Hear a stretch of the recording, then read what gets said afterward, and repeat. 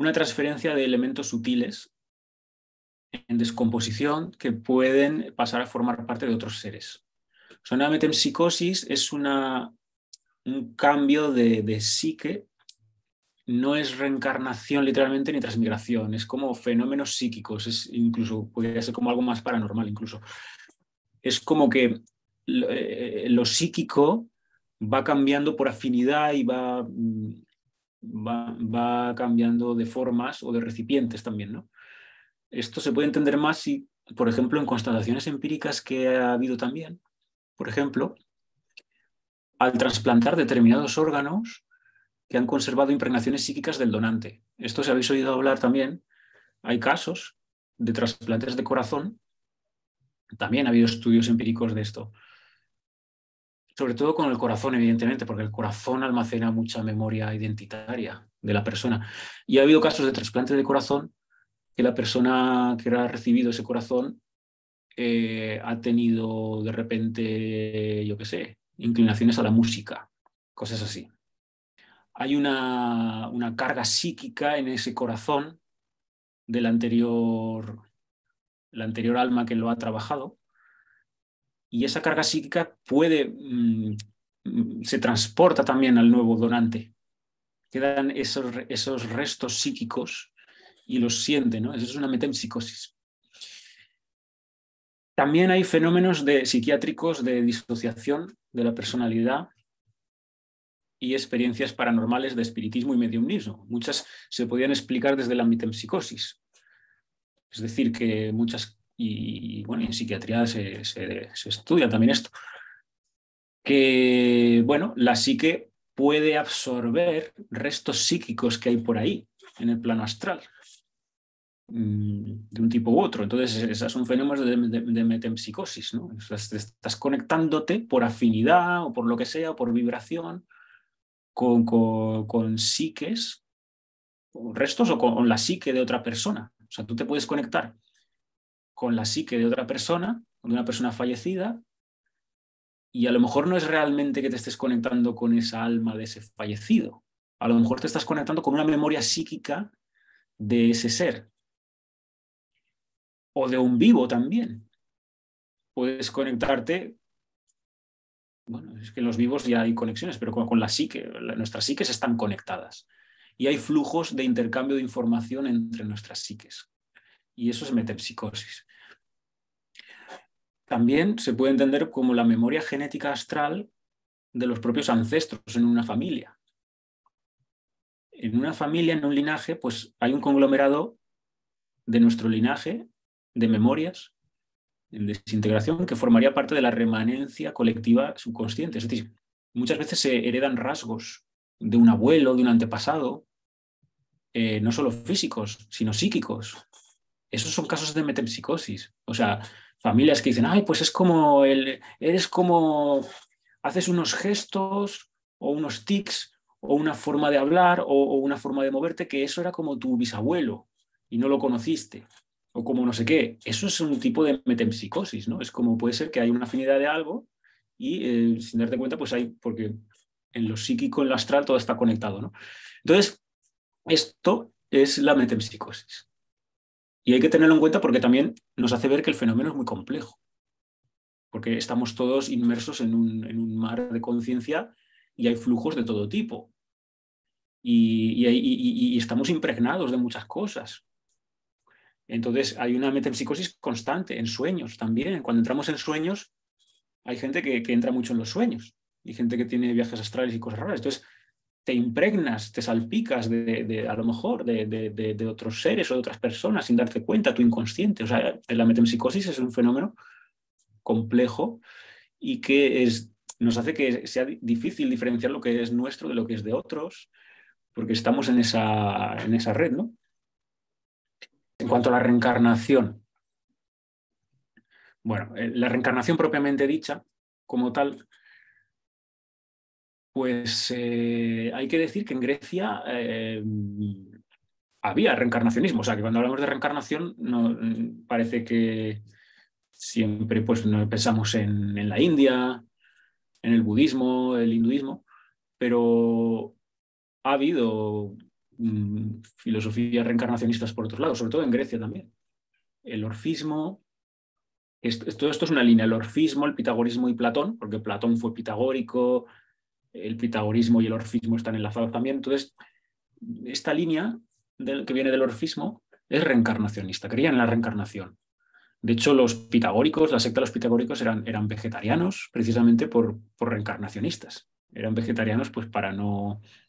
Porque decía, hay frases de Pitágoras, ¿no? Que dice que no comer animales porque quién sabe si ese animal pues fue fulanito que murió, familiar tuyo. Claro, hay frases así, ¿no? O sea, que eran vegetarianos por eso. Y Platón también era reencarnacionista, como pitagórico que era. Y toda la filosofía de Platón se basa en la reminiscencia. Aquí un fragmento de un diálogo suyo dice, puesto que el alma es inmortal y ha nacido muchas veces y ha visto las cosas de este mundo y del otro, no hay nada que no haya aprendido. Según esto, toda investigación o aprendizaje no es más que reminiscencia, un recordar. Esto resume toda la filosofía de Platón. La filosofía de Platón no es más que recordar el mundo de las ideas, recordar lo que ya ha aprendido el alma cuando estuvo en ese mundo de las ideas y volvió a caer aquí. Entonces, es reencarnacionista Platón. Desde el esoterismo judío, de la cábala que acabo de ver, y ellos en general en la cábala judía, la doctrina de la transmigración la llaman Giljul. Giljul es como llaman esto de que el alma muere y nace varias veces, incluso a nivel de reencarnación también. Aunque algunos lo interpretan más como transmigración, más que reencarnación, pero bueno, que también en el esoterismo judío se habla. Y en el cristianismo primitivo, había corrientes que eran reencarnacionistas también. Los primeros siglos, el cristianismo primitivo le influyó mucho el platonismo, el Platón y el neoplatonismo. Entonces, como le influyó mucho Platón al primer cristianismo, pues el primer cristianismo era reencarnacionista, los primeros siglos. Hasta que en un concilio, como el cristianismo se fue formando los dogmas en diferentes concilios, el segundo concilio de Constantinopla en el 553, pues en este concilio definitivamente se expulsaron las doctrinas reencarnacionistas como anatemas, como, bueno, es que el cristianismo es muy curioso porque es una doctrina que se va formando con los siglos, concilio a concilio, ¿no? Hasta que van haciendo su dogma, ¿no?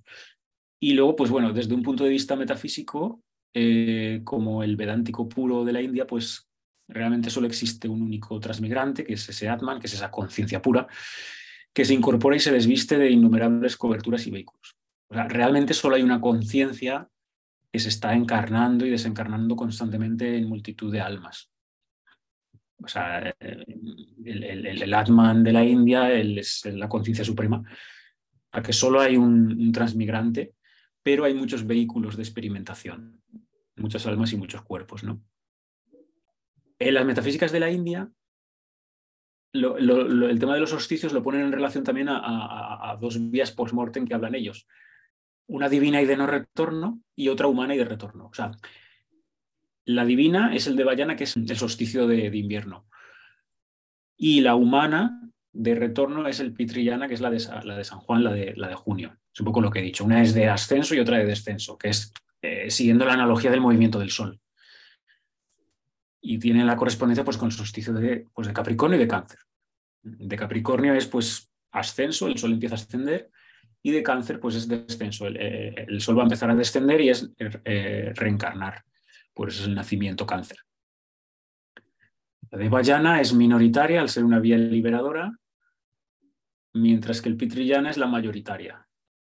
El alma del común de los mortales, al desencarnar, se queda en la primera esfera, que es la lunar. Y eso pues, lo ponían en relación con la puerta de salida, que es el cero Cáncer, el solsticio de junio. No significa que, independientemente de la fecha en la que mueran, pero simbólicamente se sale por esa puerta de los hombres, que es la puerta de Cáncer, y se quedan en la esfera lunar junto con todos los ancestros, hasta, según las leyes kármicas que haya, volver a precipitar abajo y encarnar. Esa es la vía común de los mortales.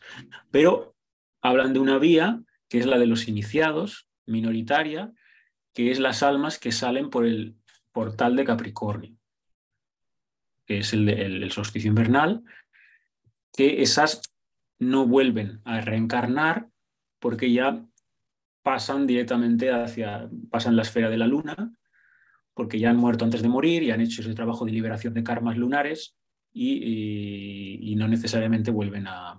Es decir, en la metafísica india es reencarnacionista, consideran que la gran mayoría de almas vuelven a reencarnar, pero no todas, o sea, consideran la opción de espiritualmente los iniciados, pasando por este portal del Devayana, no tienen por qué volver al cuerpo.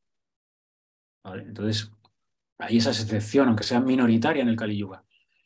En Kali Yuga lo mayoritario es lo otro, ¿no? Todos, por la puerta de cáncer, pues vuelves a otra matriz y vuelves a nacer otra vez. Entonces, he mencionado esa esfera lunar, ¿no? Que la mayoría de la gente, pues al morir, se queda en la esfera lunar, en la primera esfera. Y esto es lo que el cristianismo llamaba el purgatorio. Es un estadio intermedio para purgar tendencias kármicas. Es lo que he dicho, pues la mayoría de los comunes mueren y bueno, pues te quedas en esa esfera lunar y hay apegos, karmas, memorias familiares de otras vidas y tal. Y es ahí donde van los que siguen el Pitriyana y a su vez el lugar de paso posible para el Devayana en su ascensión. Bueno, el Devayana, como he dicho, atraviesa esa corriente de las formas. Se dice que en este estado de limbo, las almas que no logran cruzar las aguas lunares, debido a las latencias adheridas que arrastran, karmas, samskaras, pasan a ser alimento de los dioses hasta ser arrojadas otra vez a un nuevo nacimiento, volviendo para ello al ancestro primordial, al tótem, gens o daimon del linaje, en tanto estrato sustancial sobre el que revestirse. En casi todas las tradiciones primitivas, antes de que se formaran las religiones, el culto de los ancestros está por todos lados. Era muy importante siempre, en todas las tradiciones más chamánicas, más indígenas. Entonces, ahí hay algo, y era importante preservar ese culto a los ancestros también para tu muerte, porque era una protección de tu linaje. En la India se habla también del cielo y del infierno también, o sea, el cielo y el infierno y todo esto no solo es de las religiones y tal. Lo que pasa es que se concibe, tanto en el hinduismo como en el budismo, como estados de conciencia. Estados paradisíacos y estados infernales, y que están presentes todos aquí, y no hace falta tampoco morir para ir a uno u otro, ¿no? Pero bueno, ellos también elaboran su escatología, en cierto modo, de que, bueno, si el alma se comportó de acuerdo al Dharma, a la ley universal, irá a nacer en un planeta-estado superior paradisíaco. Ellos hablan incluso de planetas, de estados superiores, un cielo, en sánscrito es Warga, hasta acabar de gozar su buen karma. Si necesitas generar un buen karma, pues te vas a un planeta paradisíaco en el que puedas disfrutar de ese buen karma. Y cuando ya has consumado ese gozo de ese buen karma que has hecho, pues vuelves a renacer si todavía tienes apegos a la tierra, ¿no? Y a la inversa, si el alma se comportó en contra del Dharma, pues irá a nacer en un planeta o estado inferior de conciencia infernal, un infierno o patada, hasta acabar de sufrir su mal karma y volver a renacer en la tierra. Lo interesante de esta concepción, a diferencia de las del libro, es que esto lo ven como formas de quemar karma. En cambio, las del libro dicen que los que son condenados son por la eternidad. Los buenos van a ser, en el juicio final, los buenos irán al cielo por la eternidad. Y los malos irán al infierno por la eternidad. Y ya está. Eso lo dicen las religiones del libro. En cambio, en la India no. Se dice que, bueno, si tú has hecho buenas acciones según tus méritos, pues cuando mueras, pues puedes ir a un estado de conciencia placentero, si has actuado bien, pero llegará un momento que agotarás esos méritos que has hecho y una de dos, vas para arriba o vas para abajo, pero o sea, lo ven como eso, como inercias kármicas. Y si lo has hecho muy mal, esas inercias kármicas te llevarán a un infierno, pero en el momento que hayas sufrido lo que tengas que sufrir y aprendido la lección, saldrás de ese infierno. O sea, que no hablan de un cielo eterno ni un infierno eterno. Y eso es algo muy importante de las doctrinas de Oriente, a diferencia de las religiones que conocemos aquí.